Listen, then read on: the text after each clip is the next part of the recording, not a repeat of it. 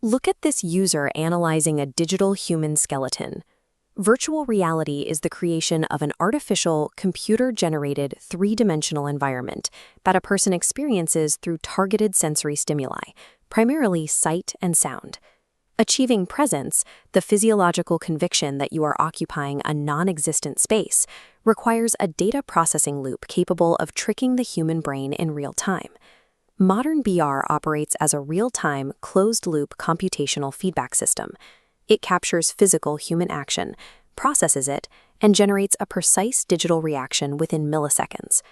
To understand how virtual reality functions, we have to deconstruct this strict hardware and software pipeline to see exactly how human senses are overwritten by mathematics.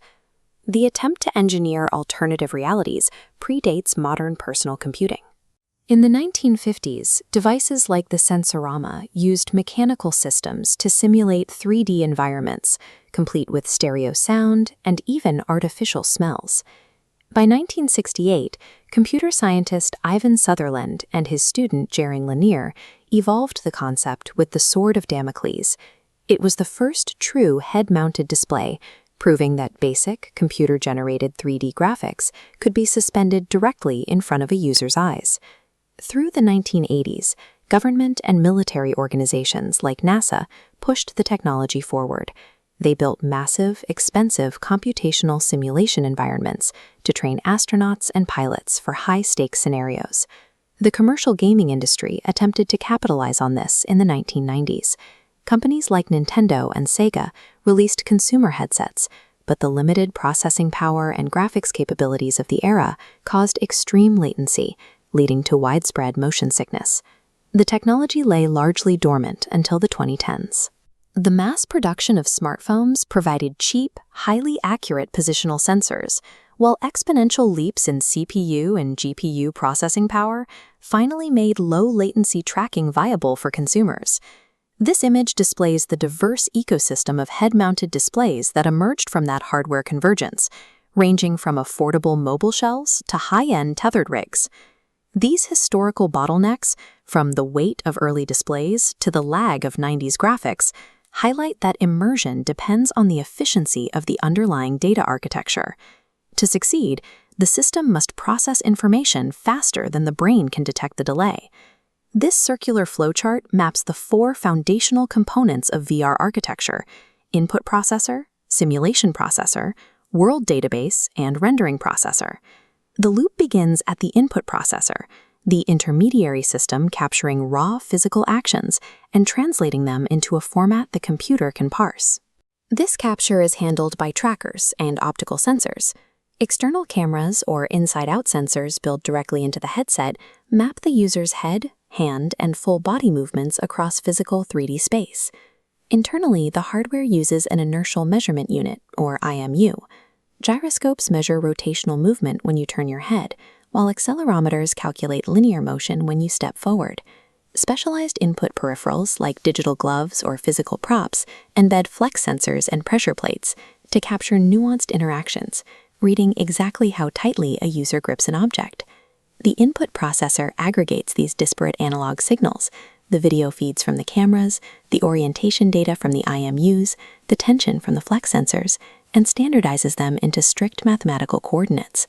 Without this initial processing stage, the virtual world remains entirely blind to the user's physical existence. Those coordinates feed directly into the simulation processor, the core computation engine of the VR system. It works in tandem with the world database, the repository storing all geometry, textures, objects, and physics rules governing the virtual environment. The simulation processor takes the user's new spatial coordinates and compares them against the rules in the world database. It calculates the logic of the scene. If a user's hand coordinate intersects with the coordinate of a digital coffee mug, the simulation determines that the mug has been grabbed. To prevent the illusion from breaking, this logical calculation must execute flawlessly dozens of times every single second. Notice what hasn't happened yet. The simulation processor does not generate visuals. It only calculates the invisible mathematical logic dictating the current state of reality. The visuals are handled by the rendering processor.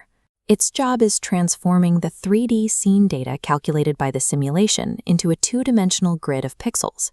To make that flat pixel grid look like a real environment, the system utilizes stereoscopy. In the physical world, humans perceive depth because our eyes are positioned slightly apart, feeding distinct angles to the brain. The rendering processor mimics this biology computationally. It simultaneously generates two slightly offset 2D images of the exact same virtual scene. The head-mounted display then places customized optical lenses between the screens and the user.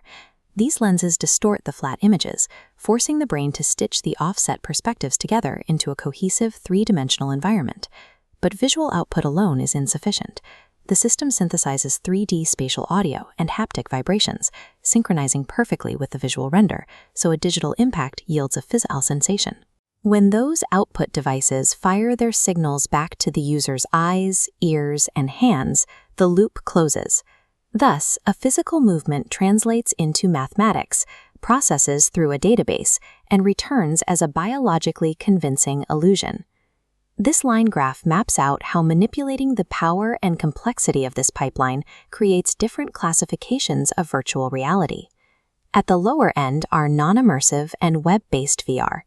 These rely on the rendering pipeline to generate 3D spaces, but output to standard 2D screens and use keyboards, leaving the user anchored in the physical room. Moving up the spectrum is semi-immersive VR. This upgrades the visual output with large curved projections and partial physical cockpits, commonly deployed for industrial and aviation training. At the peak is fully immersive VR. This relies on head-mounted displays, spatial audio, and motion controllers to isolate the user entirely from the outside world. A system's placement on this taxonomy is directly dictated by how comprehensively its hardware can hijack human sensory bandwidth.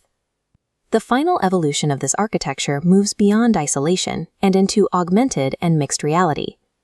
These systems allow the rendering pipeline to actually see the physical world. Mixed reality tracks the geometry of a physical room in real time.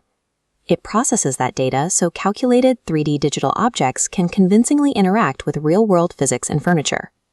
Spatial computing involves a complex technical requirement, creating an entirely artificial environment through the high-speed execution of code and hardware. It is a system designed to operate at the edge of human sensory limits, using math to redefine what we perceive as real.